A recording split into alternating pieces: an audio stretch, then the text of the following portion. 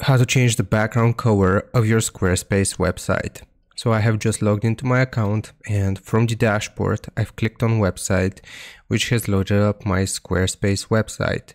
Once we're taken to the home page here, we want to click on edit in the top left corner, and then from the top right corner you should be able to see this paintbrush with the site styles.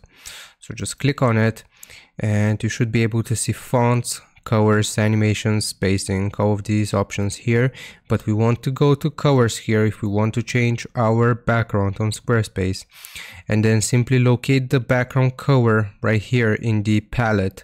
So as you can see, I have this dark green color, and if I want to change it, I'll simply click on it and then choose it again here from these options.